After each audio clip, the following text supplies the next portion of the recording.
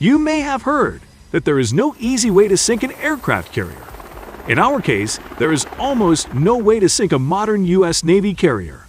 These expensive and advanced military ships are deployed and operated in every ocean around the globe.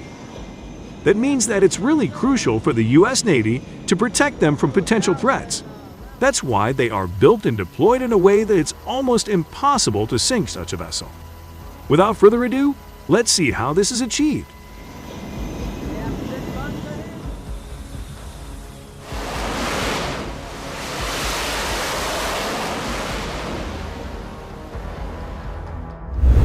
U.S. aircraft carriers are beasts of the ocean.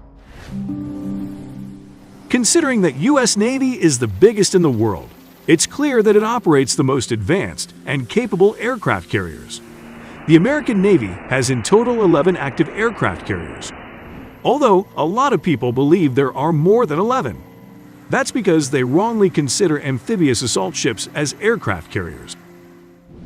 The U.S. Navy's greatest carriers are the Nimitz class and the Gerald R. Ford class.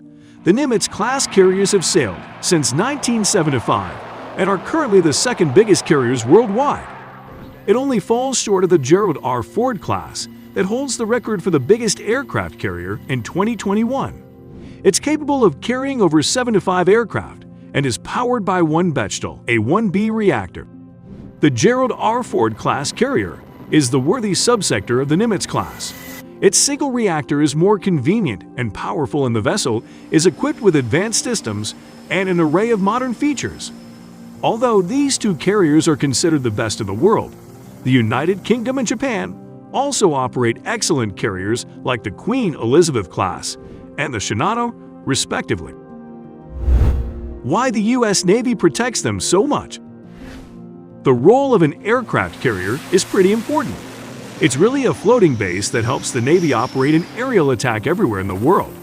Their contribution in tactical and strategical missions is very significant and many times decisive. Their purposes in battle can vary and mainly depend on the capabilities of each ship.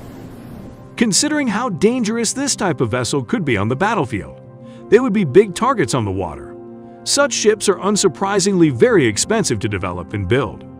For example, the latest Ford-class carriers cost almost $12 billion each. Besides that, operating costs aren't cheap either.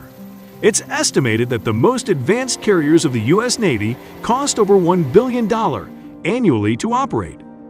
Taking in mind that the protection plan of these ships is really important to the navies of all nations. That's why the U.S. Navy has invented the Carrier Strikes Group. Such groups contain an aircraft carrier, and usually a cruiser, a bunch of destroyers and frigates, submarines, and other auxiliary ships. The Carrier Strike Group is one of the most powerful naval fleets composition that operates in the 21st century.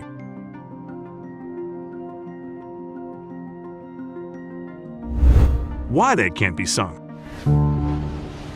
To see how hard it is to really sink a carrier, let's imagine a hypothetical scenario between a Carrier Strike Group and an enemy fleet. First of all, let's assume that an enemy aircraft or ship tries to attack the carrier. The carrier's first move would be to deploy the air wing. That means that the F/A-18 and the F-35 fighter jets will destroy every possible danger even before it gets close enough to attack. The F-35 has especially advanced systems, and it's very efficient in battle. But if the air wing, for some reason, can't neutralize the danger and the enemy gets closer, then it's time for the rest of the carrier group to take on the challenge. The nuclear-powered submarines in combination with the powerful destroyers like the Arleigh Burke class can detect and eliminate everything that threatens the fleet in an impressive perimeter. Equipped with a variety of armaments, these vessels can destroy any possible threat.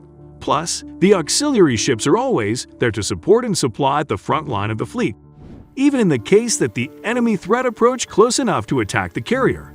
The ship has its own advanced defense systems. Beyond radar and other modern technology, the carriers are equipped with very efficient armament.